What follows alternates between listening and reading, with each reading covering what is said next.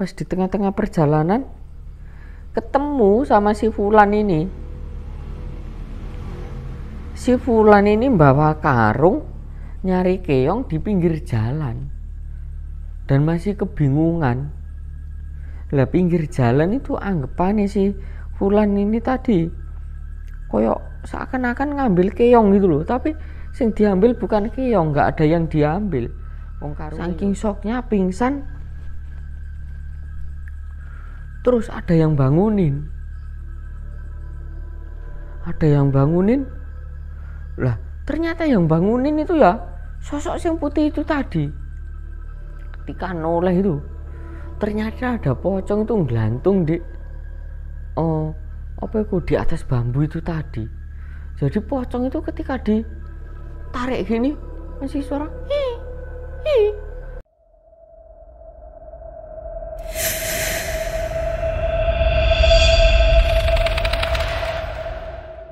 Oke, sampai ketemu lagi. Oke, berjumpa lagi dengan saya bersama Mas Aris ya. Ini nanti saya mau membawakan sebuah kisah misteri yang menceritakan seorang nelayan yang diganggu atau dijumpai dengan makhluk gaib penunggu sungai. Sebelum itu kita intro dulu, pembukaan dulu buat teman-teman rasa misteri yang beriman, yang berbudi pekerti dan beriman kepada Tuhan ya masing-masing. Jadi teman-teman, alhamdulillah kita ketemu lagi.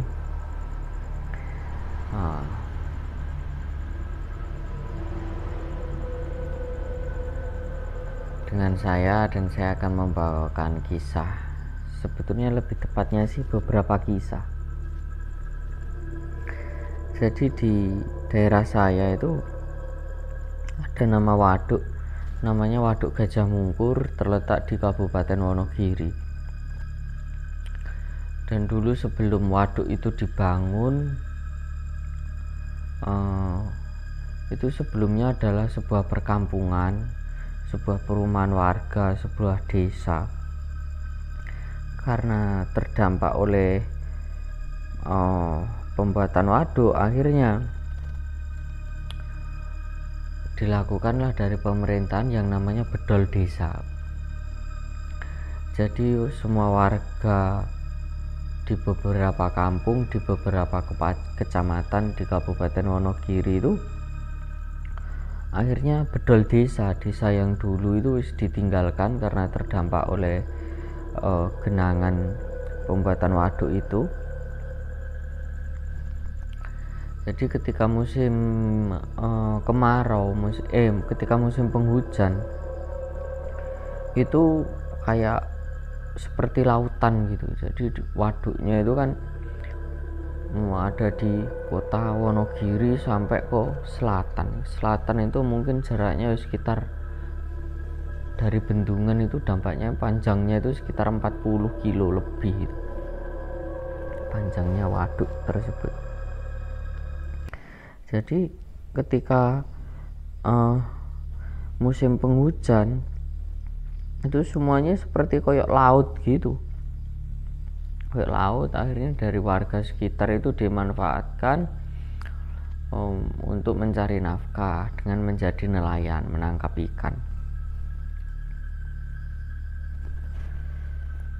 Suatu ketika ada tetangga saya nggak bisa nyebutkan namanya karena di kampung saya itu sangat kecil ya. Ketika saya menyebutkan namanya mungkin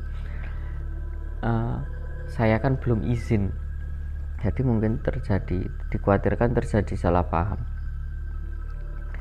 Anggap aja si Fulan ini ketika itu jadi pasang kayak apa ya, kayak pancing itu, pasangnya itu sore malam itu dicek untuk mancing di pinggir waduk itu.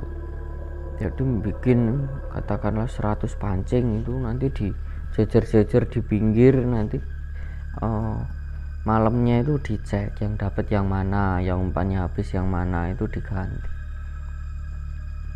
Ketika masih di perkampungan saya itu, waktu keluar kampung Gapura itu langsung ada lapangan. Setelah lapangan itu ada sungai. Nah, waktu baru keluar Gapura tersebut, tiba-tiba ada suara kuda. Ada suara kuda, gitu. Sambil kuda ceduk gitu, suara sepatu kuda, tepal kuda sih gimana sih, ledak gitu mungkin ya. Jadi intinya suaranya itu kudanya banyak.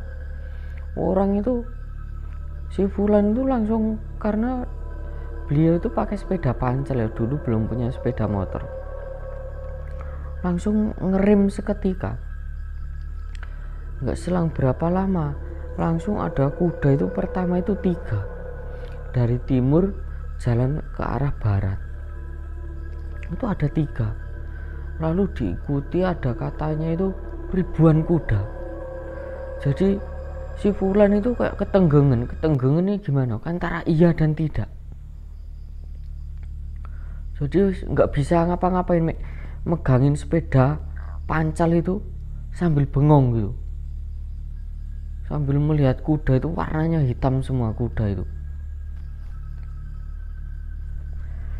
Akhirnya kayak nggak bisa gerak, terus kayak antara kagum, antara iya dan tidak, ini kuda beneran atau kuda siluman gitu. Nah, kuda ini nggak habis-habis, jadi ada banyak terus.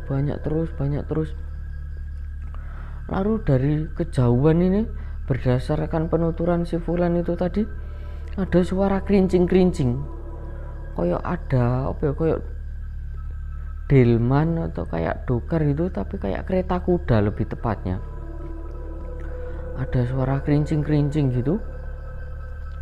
Semakin mendekat, si Fulan ini tiba-tiba langsung gak sadar. Lah, ini kuda siluman ini loh, ini ada ratunya atau rajanya ini naik kereta kuda ini. Karena ketakutan, mungkin gak berani kalau ketemu sama ratunya itu tadi, akhirnya si Fulan itu tadi langsung lari. Peduanya itu dituntun sambil lari gitu, langsung pulang. Jadi gak sampai nemuin si ratunya ini tadi atau rajanya itu, langsung ditinggal pulang. Itu kejadiannya antara jam 1 sampai jam 2 dini hari. Setelah pulang, si Fulan ini mau lanjutkan lihat pancingnya itu masih takut. Akhirnya si Fulan ini nunggu sampai ba'dal subuh. Itu sekitar jam 5 kan kalau di kampung saya sudah padang, sudah terang ya. Jam 5 itu ke kali, ke waduk itu, ke sungai itu enggak ada apa-apa, maksudnya enggak ada hal kejanggalan lagi. Nah, berdasarkan penuturan si Fulan ini tadi, biasanya itu kalau mancing pancing itu tadi, kalau di tempat saya itu namanya basangan.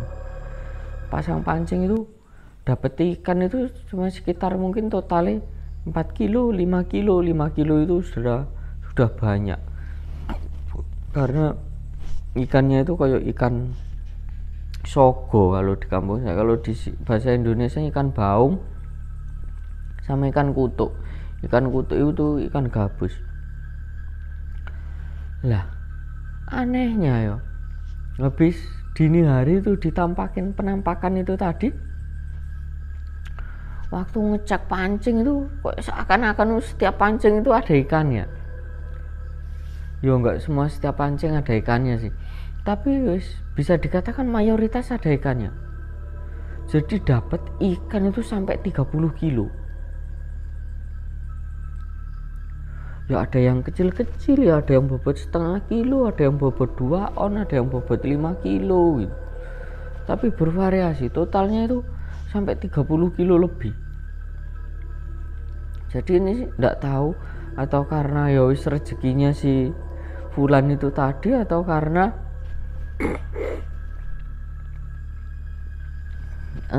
ya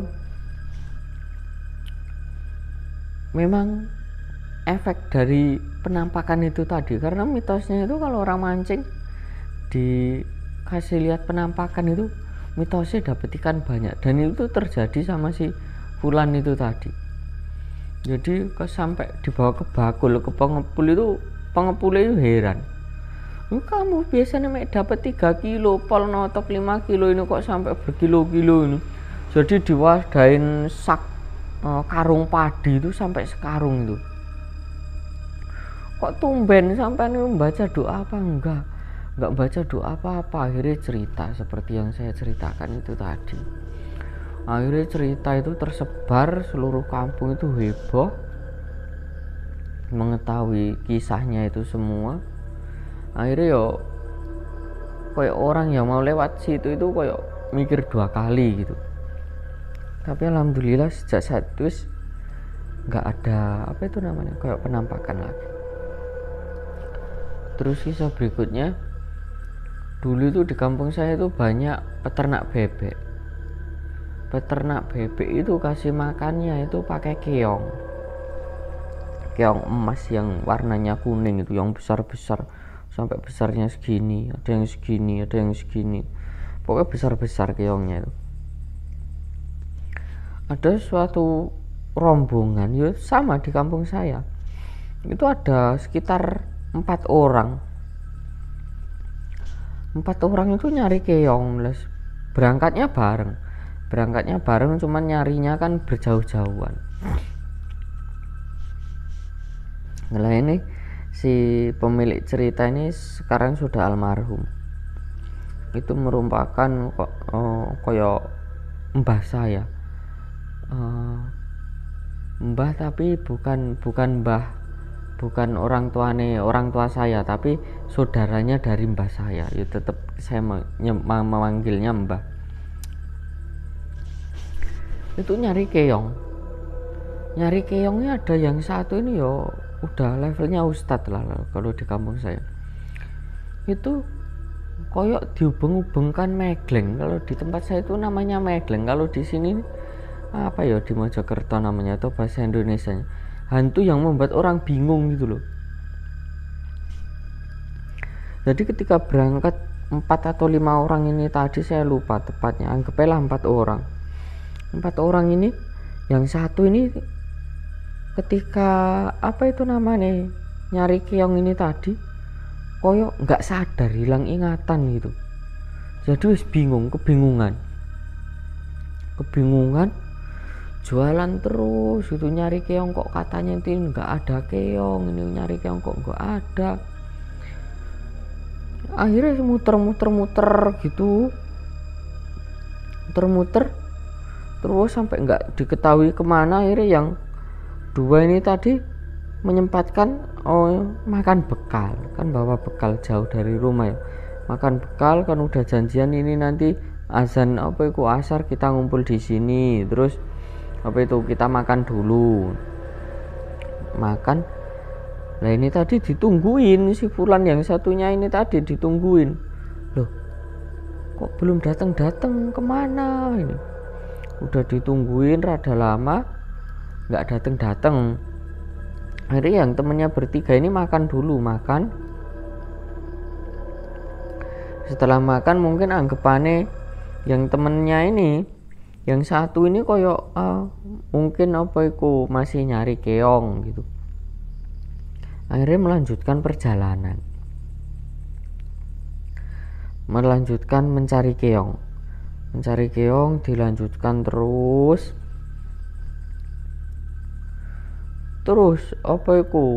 yang Pak mbah saya ini tadi, almarhum ini tadi, ketemu sama si Fulan ini. Itu nyari keongnya itu di tengah-tengah sungai. Padahal sungai itu dalamnya sekitar 4 sampai 6 meter, bervariasi antara 4 sampai 6 meter.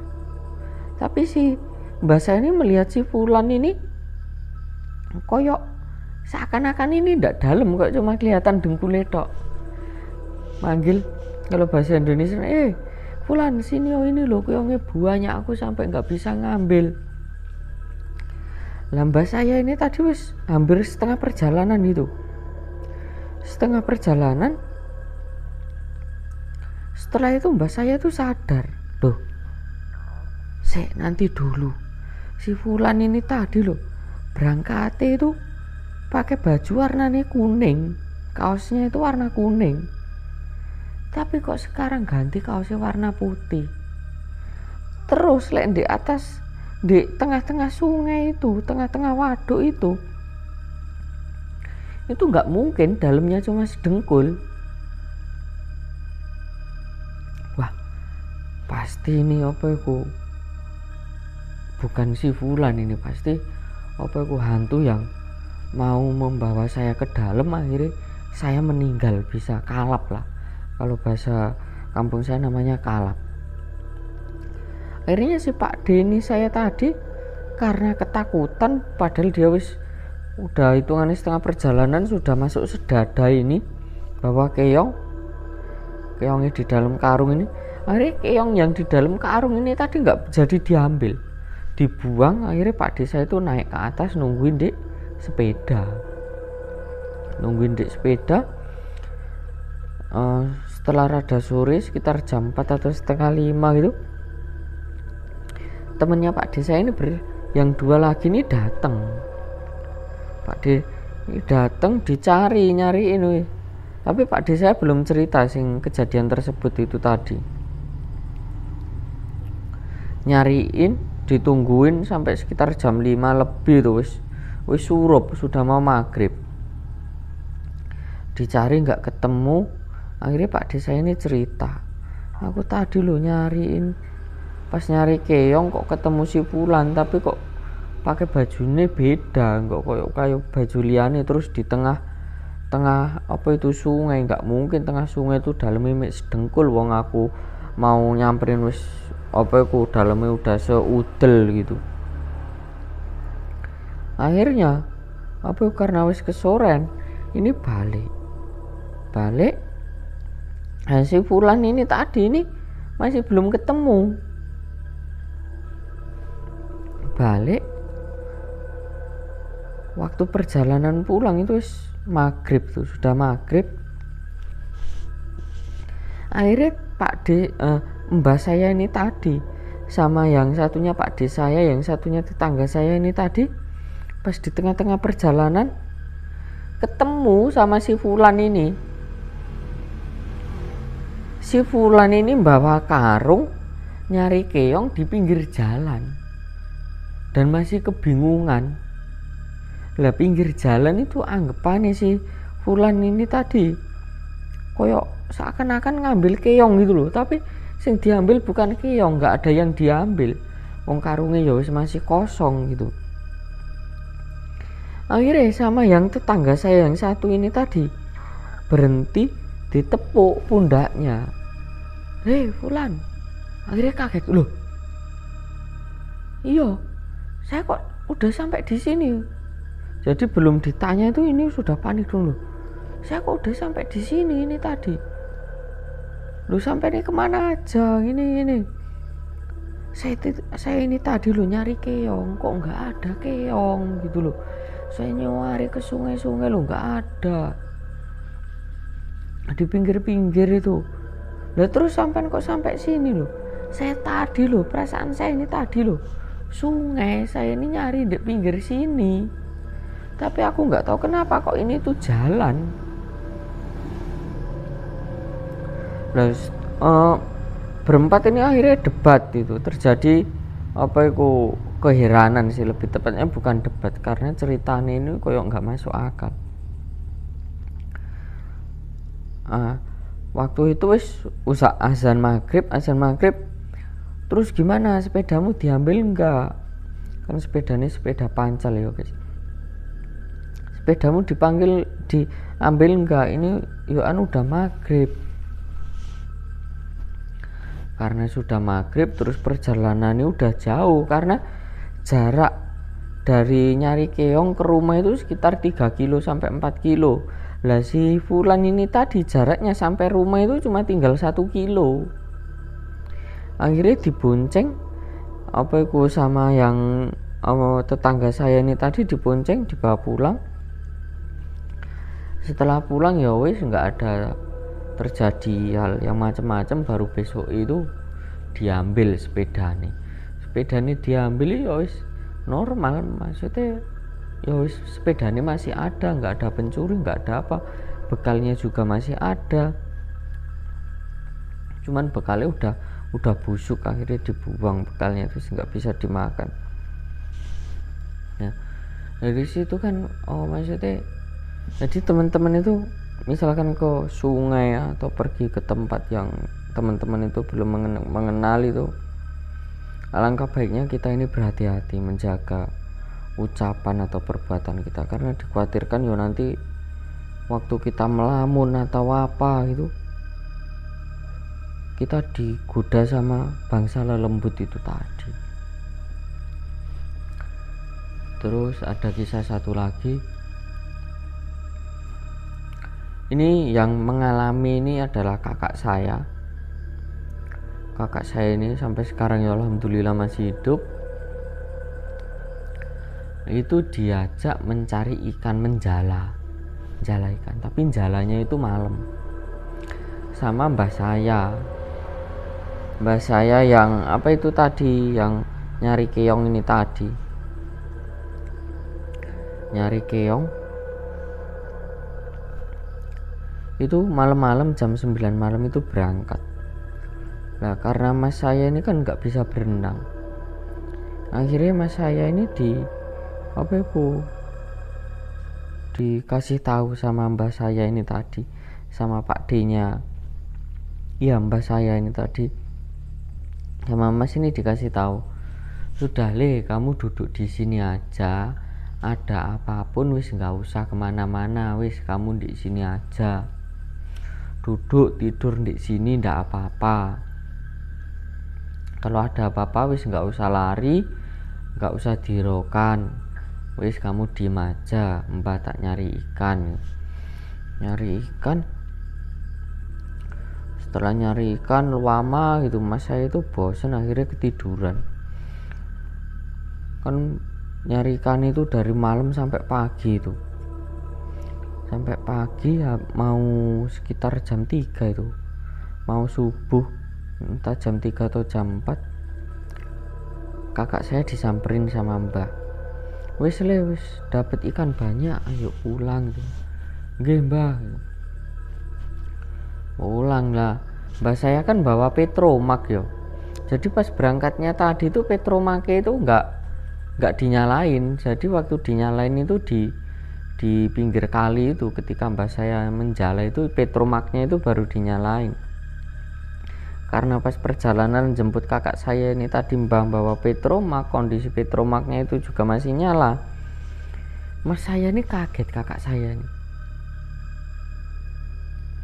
kagetnya gimana, karena ternyata kakak saya itu ditaruh sama mbah saya itu tadi di bawah pohon bambu,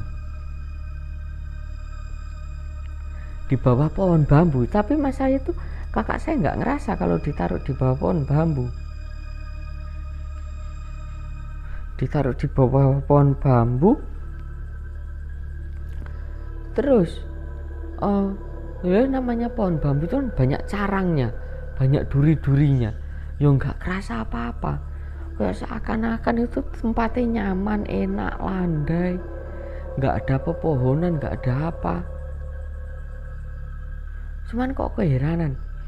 Terus kakak saya ini tadi, mbah ini tadi sampean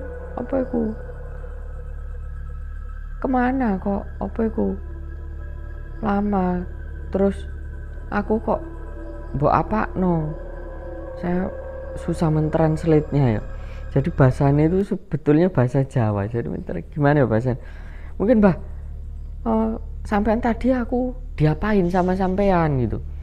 Memang kenapa tadi mbah, perasaan saya ini tadi tempatnya itu enak, terus yo adem, Terus aku yo nggak ngerasa ada apa-apa, tapi kok ketika saya mbok jemput kok tiba-tiba saya ini di bawah pohon bambu. Nah ini tadi tanganku kena carang gimana, kalau kena duri itu gimana. Mbak saya itu mah senyum terus ya wis ndak apa-apa, ayo mulai gitu. Akhirnya diajak pulang, alhamdulillah nggak terjadi apa-apa. Nah terus ada satu lagi itu di kampung saya ini mungkin sekitar 10 tahun atau 15 tahunan terakhir lah dari sekarang ini, nelayan itu yang biasanya menjaring, menjala, terus masang pancing di pinggir-pinggir dengan skala banyak, itu terjadi pergeseran. Nelayan itu koyok memakai, kalau bahasa Wonogirinya sih beranjang. Kalau di kampung mungkin bahasa Indonesianya itu namanya kayak sejenis pukat harimau. Kayak pukat harimau tapi bukan pukat harimau. Kalau pukat harimau itu kan ikan kecil-kecil itu tertangkap. Kalau beranjang itu ukurannya minimal 3 in. Jadi yang tertangkap itu ikan di atas 4 jari baru tertangkap. Kalau di bawah 4 jari 3 jari ini lolos, enggak tertangkap. Jadi di tengah waduk itu, karena waduk Gajah Mungkur itu kan sangat besar, lebar, terus juga panjang. Di tengah waduk itu kayak dibuat kayak rumah-rumahan, kayak rumah apung gitu, terbuat dari bambu, yang dari ujung bambunya itu ditancapkan ke tanah tapi tetap ngapung. Dan di tengahnya itu ada kayak gubuknya, buat si nelayan ini istirahat sama buat ngangkat jaring itu tadi. Nah ini ada namanya sifulan. Ini saya juga nggak bisa menyebutkan sumbernya dari siapa namanya karena saya belum minta izin. Anggaplah sifulan. Sifulan itu suatu hari berangkat sendirian malam. Berangkatnya itu sore sekitar jam 4. Kalau di kampung saya ini kan kebanyakan nelayan, terus berangkatnya kalau nyari ikan malam itu berangkatnya jam 4, jam 3 sudah bawa bekal, semua perbekalan itu dibawa. Akhirnya pas di tengah malam itu kok seakan-akan itu si Fulan itu kok setiap ngangkat jaring itu dapat ikan besar-besar, terus ikannya banyak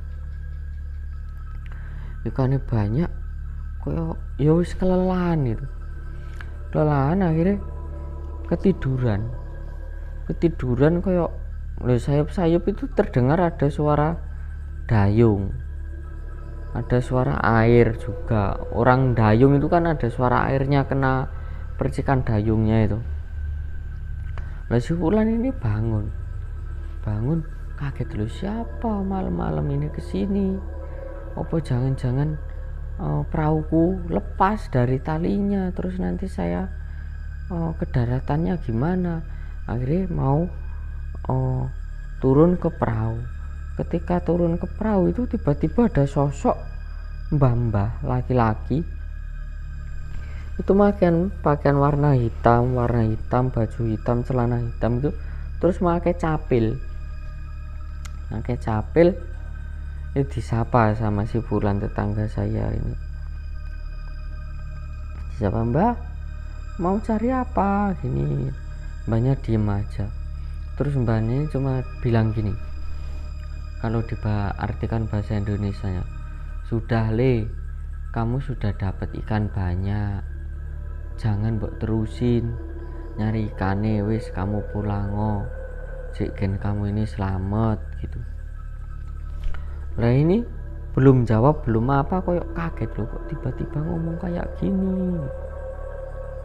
Akhirnya koyok mau ditoleh lagi tuh wis ndak ada perahunya.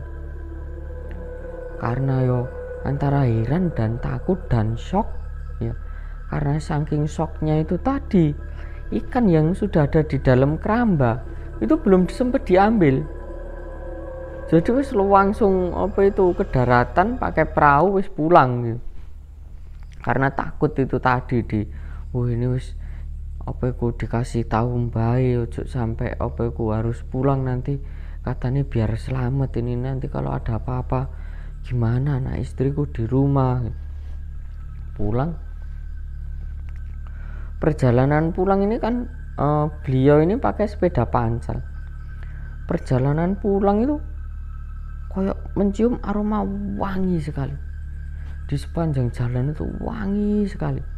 Tiba-tiba rantainya itu lepas.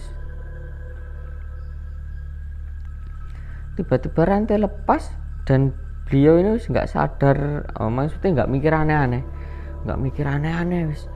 Waduh, iki rantaiku lepas gini, terus aku di tengah hutan, aku nggak bawa senterku. Kalau di tempat saya itu namanya baterai, yang terbuat dari kayak stainless gitu loh. Jadi yang kalau diputar tengah-tengahnya itu bisa untuk zoom lebar atau untuk apa itu fokus gitu. Wah, senterku masih ada di apa itu, di bagan, masih di gubuk gitu. Ini gimana? Ya wis lah, apa itu sebisa-bisane tak benerin. Akhirnya dibenerin itu. Dibenerin nggak bisa ini. Terus gelap ini. Jadi rantai belakang itu kalau wis ditekat itu kan masuk antara apa ya, antara gear sama koyo jepit urangnya itu. Jadi wis slip di situ rantainya itu. Ketika slip kan itu dibuat itu susahnya minta ampun. Akhirnya teman saya, tetangga saya ini wis berusaha sambil grundel ya, sambil iku ketakutan karena wis nggak ada orang, nggak ada siapa-siapa di situ. Ini gimana ini? Duh, iki apa iki? Aku lagi gini terus nanti apa bisa aku benerin? Apa aku sepeda lek tak tinggal besok lek hilang gimana? Aku nggak punya duit buat beli sepeda lagi. Sambil yo serong grundel, sambil ngomong-ngomong sendiri untuk menghibur dirinya sendiri tuh. Tiba-tiba ketika kan sepeda itu dijagang ya, dijagang benerin rantai itu, tiba ketika noleh ini langsung kaget karena di depannya itu, di samping sepedanya itu ada sosok wanita cantik pakai baju putih panjang, rambutnya terurai, terus wajahnya itu bukan putih pucet gitu, nggak putih cantik, putih cantik. Teman saya, tetangga saya ini tadi langsung shock. Oh, wis nggak bisa ngapa-ngapain, shock. Akhirnya pingsan di situ, saking shocknya itu tadi, saking shocknya pingsan.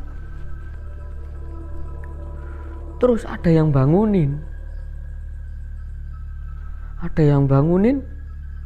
lah ternyata yang bangunin itu ya sosok yang putih itu tadi.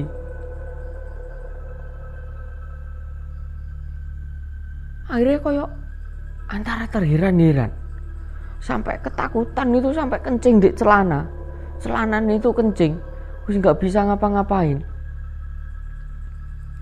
Koyok mau lari, akhirnya cuma ke belakang koyok ngisot gitu sambil ngompol gitu, sambil ngisot gitu. Waduh, apa ini? Waduh, setan ini, aku dibunuh setan ini, dimakan setan. Sambil ke belakang ketakutan itu, tapi nggak bisa ngucap. Jadi ucapannya itu kayak di dalam hati tok itu, kayak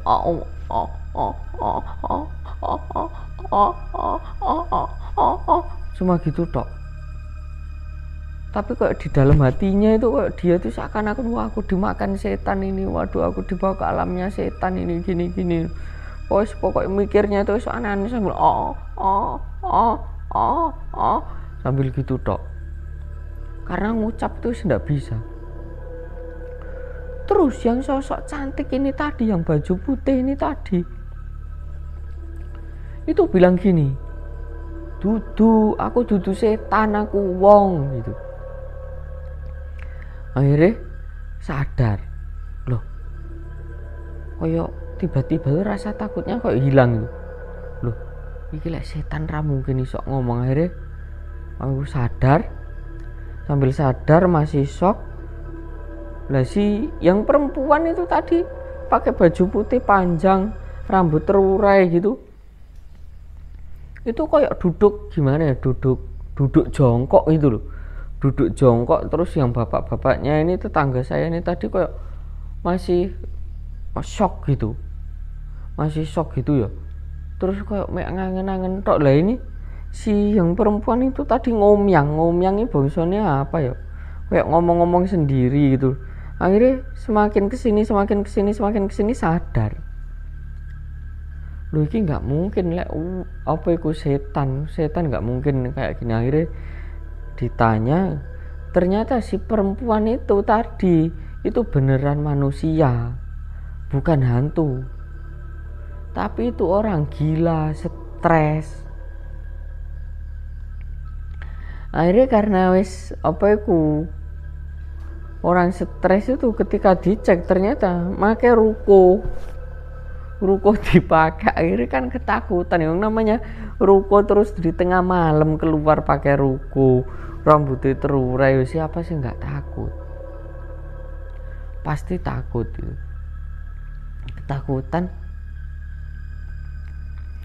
Akhirnya si apa itu tetangga saya ini tadi tanya, rumahmu mana, ini dijawab masih. Jadi si orang stres itu kalau ditanya masih jawab, dan jawabannya itu benar semua. Maksudnya benar itu, dia itu jujur jawab apa adanya. Akhirnya dianterin pulang. Setelah dianterin pulang itu cerita akhirnya pihak keluarganya itu ketawa karena ya wis iku. Akhirnya si ibunya ini almarhum, sudah meninggal. Almarhum ibunya ini pas akhir cerita itu nangis. Akhirnya minta maaf sama yang si tetangga saya ini tadi, minta maaf karena anaknya wis ngagetin atau apa gitulah. Intinya yo minta maaf, nggak bisa jagain anaknya karena kalau dipasung itu nggak tega. Toh ya si Fulan ini yo meskipun gila, dia ini nggak ganggu orang, nggak ngamuk-ngamuk. Akhirnya di situ cerita wis tiba-tiba subuh terus si tetangga saya ini tadi, si Fulan ini ingat kalau ikannya itu masih di di tengah sungai, masih di Karamba, di gubuk tempat beliau mencari ikan itu. Karena si bapaknya ini merasa bersalah, terus si Fulan ini menceritakan kisah yang tadi. Akhirnya si Fulan ini dianterin sama almarhum bapaknya ini tadi untuk ngambil ikan. Setelah itu dikasih tahu kalau namanya yang penunggu sini ini apa itu si Fulan ini, namanya si Fulan ini, tempatnya di sini, tapi nggak ganggu gitu. Kalau ada apa-apa itu pasti beliau ini ngasih petunjuk isyarah dulu. Akhirnya ya wis diambil ini. Si tetangga saya nih memang dapat ikannya banyak, itu dapat sekitar 18 kilo atau 20 kilo itu ikannya. Ikan nila besar-besar segini. Jadi 1 kilo itu isi terus ada yang 1 kilo itu 2 kilo itu isi 3. Itu bobot minimalnya itu setengah kilo nilainya, besar. Akhirnya diambil, dibawa, dan nggak terjadi apa-apa sampai di rumah. Atau ikannya pun nggak berubah, atau ikannya itu kayak bisa kedip sendiri atau ya apa, itu enggak. Nah terus ada satu lagi kisah, ini masih tetap si Fulan ini, si pelakunya ini, si korbannya ini tetap si Fulan di lokasi yang sama.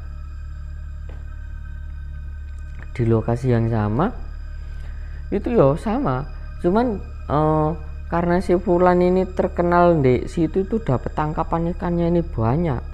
Kayak di samping-sampingnya itu sekitar jarak 200 atau 300 meter itu sudah ada bagan lainnya, ada nelayan lainnya gitu.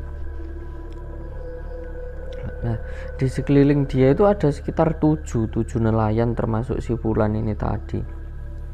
Berarti kan temennya 6. si Fulan ini waktu itu ya wis malam, ini kebetulan sendirian, anginnya sayup-sayup, sepoi-sepoi, anginnya ya menusuk tulang sih lebih tepatnya, karena di tengah sungai, di atas sungai itu memang hawanya sangat luar biasa dingin sekali.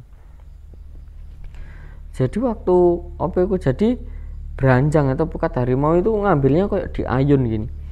Ketika di ayun ini kok ono suara hi hi hi. Jadi setiap ayun gini ono suara hi. Ayun gini ono suara hi gitu.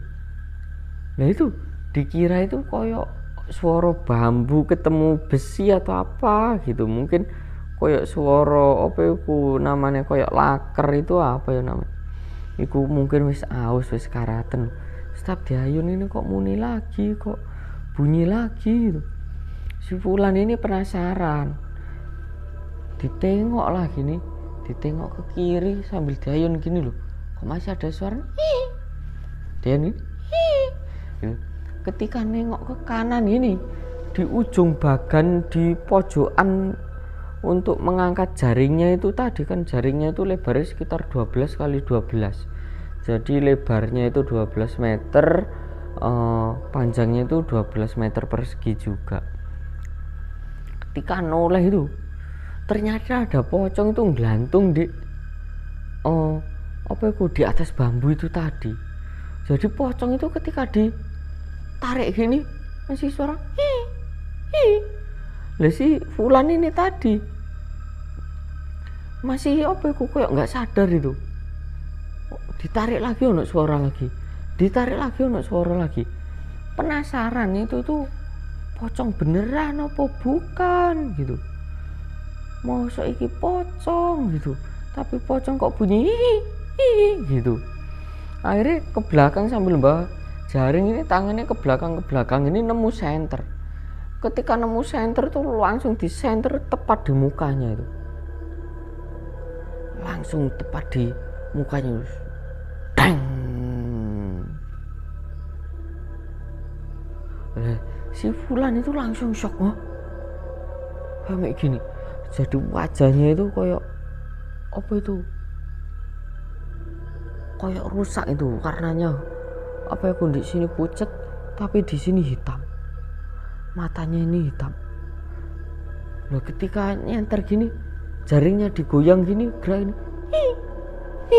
itu kayak pocongnya kayak nunduk gini, kayak sambil senyum ketawa gitu, kayak ngece gitu, kayak mengeledek gitu. Akhirnya karena ketakutan si teman saya ini, si tetangga saya nih teriak minta tolong. Akhirnya teman-teman yang lainnya itu dikira dia itu kecemplung ke dalam danau atau apa gitu. Akhirnya panik semua ke sana. Nyamperin, akhirnya si Fulan ini cerita kalau ternyata itu dikasih penampakan, dikasih lihat sosok pocong itu tadi. Akhirnya wis ditenangkan. Akhirnya si Fulan ini ditanyain sama salah satu temennya nelayan ini tadi, ditanyain, terus gimana, kamu mau lanjut nyari ikan, mau pulang atau mau tidur di tempatnya temen lainnya gitu. Ya wis lek gitu nanti aku tak lanjut aja, terima kasih sudah diliatin, disamperin ke sini gitu. Oh ya wis ndak apa-apa, nanti lek apa-apa ya wis teriak aja, apa minta tolong atau apa. Untuk kita ini juga senasib, seperjuangan juga, kita sama-sama nelayan juga. Hari teman-temannya teman-temannya si Fulan ini tadi balik ke campnya masing-masing.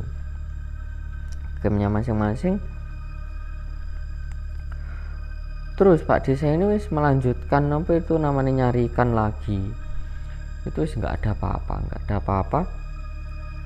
Akhirnya Pak Desa ini koyo nyari ikan ini koyo sepi gitu. Akhirnya putus asa, wis gini malah kecapean toh, sekarang ini lagi padang bulan, lagi bulan purnama toh yo, biasanya lek bulan purnama ikan ini sepi. Ikan sepi, akhirnya Pak Desa ini tidur. Pak Desa tidur, loh kan karena kedinginan ya, kedinginan. Terus di sana yo nggak ada guling. Lah ingetnya si Fulan ini tadi.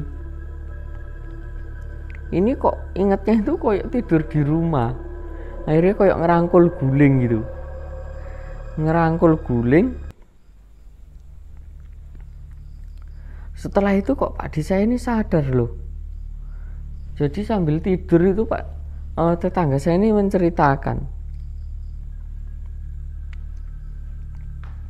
menceritakan bahwa aku pertama yo kaitannya kayak seperti aku tidur di rumah, saya ngerangkul guling ya saya peluk biasa gini. Tapi tiba-tiba itu saya ingat, loh aku nyari ikan, nggak mungkin ini kok ada guling gitu. Terus aku meluk siapa gitu. Akhirnya Pak Desa ini tiba-tiba kaget ternyata di situ tuh si Fulan ini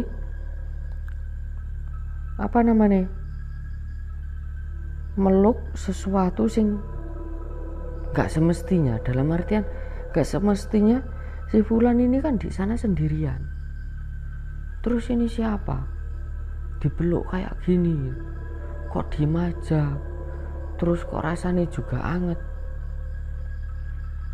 Pak Desa kaget, hampir mau kejebur ke dalam sungai itu tadi, sungai atau danau itu tadi. Tapi sebetulnya waduk, cuman waduknya itu saking panjangnya, kalau kita nyebutnya waduk mungkin kurang tepat, karena waduk itu yang lebih tepatnya itu kalau di bagian deket damnya saja, ya anggaplah danau atau sungai gitu.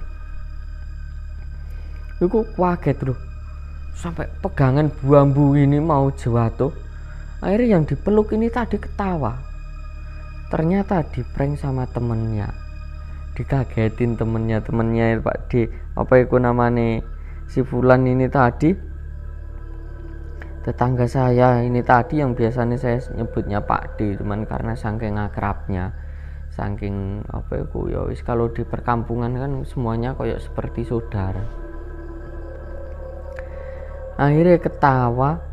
Iku Pak D saya langsung mau marah-marah, ngerti ini, aku ini penakut gini masih digoda kalau bahasa Indonesia itu bahasa Indonesia nih? Di prank itu loh, dikerjai. Iya, kok masih dikerjai gini aja? Iya dikerjain lah, biar kamu itu nggak takut, biar kamu itu nggak penakut. Mosok nanti nggak ada siapa-siapa, kamu mau minta tolong mbak siapa? Mosok mau nyemplung ke kali kalau mati gimana sampean? Akhirnya bercanda, ya wis, selesai di situ. Akhirnya mereka ini yang 7 orang ini pulang, janjian pulang bareng. Ternyata yang 7 orang ini tadi itu sama-sama zong semua. Dapat ikannya itu sekitar cuma 3 kilo, 2 kilo.